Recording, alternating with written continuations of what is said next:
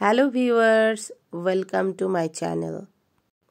আজকে আমি প্রিপেয়ার করব একটা ডাল রেসিপি। খুব হেলদি একটা রান্না, যার নাম ডাল ফ্রাই। এর জন্য আমি নিয়েছি 250 গ্রাম অড়হর ডাল, যেটা হাফ অ্যান আওয়ার জলে সোক করে রেখেছি। এবার একটা প্রেসার কুকারে পরিমাণ মতো জল নিয়ে ডালটা সিদ্ধ করে নেব। এর মধ্যে দিয়ে দেব টমেটো কুচি, কারি পাতা, লবণ আর কাশ্মীরি রেড চিলি পাউডার। যেহেতু ডালগুলো 30 মিনিট ভেজানো ছিল, তার জন্য প্রেসার কুকারে জাস্ট 3টে সিটি দিয়ে প্রেসার কুকারের ভ্যাপরটা বার করে দিলেই ডালগুলো সুন্দর সিদ্ধ হয়ে যাবে।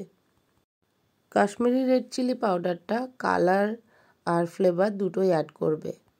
2 চা চামচ হলুদ গুঁড়ো দিতে হবে, দিয়ে ভালো করে মিক্স করে এবার কুকারের ঢাকনাটা বন্ধ করে 3টে হুইসেল পর্যন্ত আমাদের অপেক্ষা করতে হবে। এই দেখুন বন্ধুরা, ডালগুলো একদম কমপ্লিটলি সিদ্ধ হয়ে গেছে, না গোটা আছে না একদম পুরো ঘেটে গেছে। ডালগুলো সুন্দর পারফেক্ট বয়েল হয়েছে। ডাল রান্নাটা অত বেশি ওয়াটারি কনসিস্টেন্সি হবে না, একটু জল দিতে হবে, দিয়ে ডালটা তড়কা লাগাতে হবে। একটা বড় প্যানের মধ্যে বেশ অনেকটা পরিমাণ সাদা তেল গরম করে এর মধ্যে দিয়ে দেব আমি 1 কিউব বাটার। এই স্টেজে গ্যাসের ফ্লেমটা একটু রিডিউস করে দিতে হবে, কারণ বাটারটা পুড়ে যেতে পারে আর ফোড়নের মশলাগুলোও কিন্তু পুড়ে যেতে পারে। যাতে সঠিক ফ্লেভারটা ডাল অ্যাবজর্ব করতে পারে, তার জন্য গ্যাসের ফ্লেমটা এই স্টেজে একটু রিডিউস করে দেওয়াই ভালো। এবার শুকনো লঙ্কা, আস্ত বা গোটা জিরে, আদা কুচি, রসুন কুচি, কাঁচা লঙ্কা কুচি, কারি পাতা, এই সমস্ত রকম তেলে ফোড়ন দিয়ে বেশ গোল্ডেন ব্রাউন হওয়া পর্যন্ত এগুলো ফ্রাই করতে হবে। সাউথ ইন্ডিয়ানদের ডেইলি ডায়েটে খুব হেলদি খাবার থাকে, তার মধ্যে এই ডালের রেসিপিটাও ইনক্লুডেড।